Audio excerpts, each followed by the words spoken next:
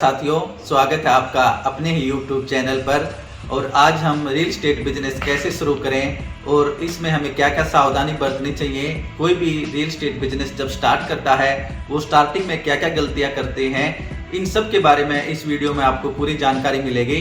तो आप एंड तक इस वीडियो में बने रहें ताकि आपको हर इंफॉर्मेशन अच्छे से पता चल सके। साथियों, आज बहुत सारे लोग हैं जो रियल एस्टेट बिजनेस में आना चाहते हैं, परंतु उनको यही नहीं पता कि रियल एस्टेट बिजनेस हम कैसे शुरू करें, कौन सी जगह पे शुरू करें, इसके लिए हमें कितने पैसे की जरूरत है। तो सबसे पहले मैं बताना चाहूँगा कि आप जब रियल एस्टेट बिजनेस स्टार्ट करना चाहते हैं तो यह जरूरी नहीं कि आपके पास बहुत सारा पैसा हो।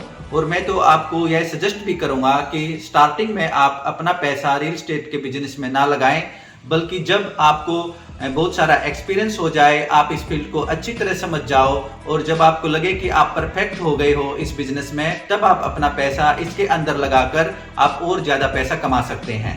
अब बात है कि आप रियल एस्टेट बिजनेस कहाँ और कैसे स्टार्ट करें। इसके लिए मैं तो आपसे यही रिक्वेस्ट करना चाहूँगा कि जो आपका एरिया है, आपके आसपास जो 4-5 किलोमीटर 10 किलोमीटर तक का एरिया है, जहाँ जिसकी आपको अच्छी तरह से नॉलेज है, वहाँ के चाहे हम बात करें तो बाजार के, रोड की, पार्क की, हर चीज़ की आपको जानकारी है, आप वहीं पर अपना रियल एस्टेट का बिजनेस स्टार्ट करें।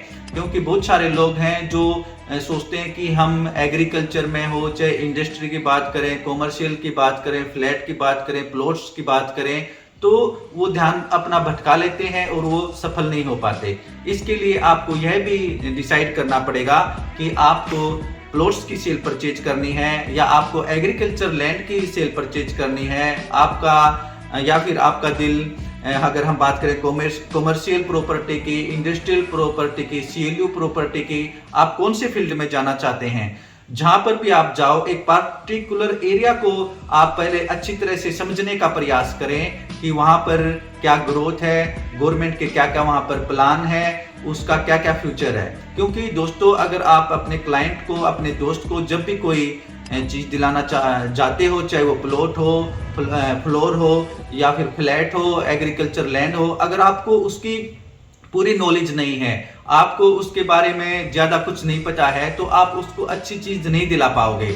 और यह मैं एक बात और आपको बताना चाहूंगा कि रियल एस्टेट के बिजनेस में सभी लोग सोचते हैं, वो अपने कस्टमर को आते ही या एक डील होते ही यह समझने लग जाते हैं कि मुझे इससे पैसा कमाना है, और वो एक ही डील में बहुत बड़े बड़े सपने लेने लग जाते हैं। परंतु साथियों, कभी भी अपने दिल के अंदर यह बात नहीं लेके आनी चाहिए। आप अपने दिल के अंदर एक बात को रखो कि मुझे अपने कस्टमर को, दोस्त को एक ऐसी अच्छी चीज दिलानी है जिसकी उसको जरूरत थी और जिसमें उसको फ्यूचर में बहुत सारा उसको प्रॉफिट भी हो।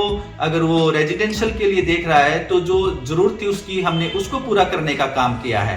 तो अगर हम बात करें, अगर आज आदमी की सबसे ज्यादा जरूरत है तो वो रोटी, कपड़ा और मकान है। अगर हम किसी को उसके सपनों का मकान, उसका घर दिलाने का काम करते हैं, तो अगर हम इस चीज को लेकर अपने दिल में सोचेंगे तो ही हम एक अच्छे रियल एस्टेट बिजनेस को कर पाएंगे और इसमें हम बहुत ज्यादा सक्सेस हो पाएंगे। दूसरी गलती जो मैं बताना चाहूंगा कि बहुत सारे रियल एस्टेट एजेंट करते हैं, बहुत सारे प्रॉपर्टी डीलर करते हैं, वह यह समझते हैं कि जो उनका कस्टमर है या जो उनका जो रियल एस्टेट का प्रोफेशन है, उसमें वो एकदम ही बहुत ज्यादा अमीर बन जाएं, उनसे बहुत ज्यादा पैसा कमा लें। जिस प्रकार मुर्गी हर रोज अंडा देती है, और एक मैं आपको स्टोरी भी सुनाना चाहूंगा। एक मुर्गी थी, वो सोने का अंडा देती थी, तो एक आदमी ने सोचा क्यों ना इस मुर्गी को मारकर मैं सारे सोने के अंडे एक साथ ही निकाल लूं और एक बार में ही मैं इतना अमीर बन जाऊं। ऐसे कई लोग सोचते हैं। उनके पास जब कोई कस्टमर आता है तो वो यह सोचते हैं कि भाई मैं सारा इनसे ना बहुत ज्यादा प्रॉफिट कमा लूं। ऐसी हमें बिल्कुल भी सोच से लेकर रियल एस्टेट के बिजनेस में हमें आगे नहीं बढ़ना है।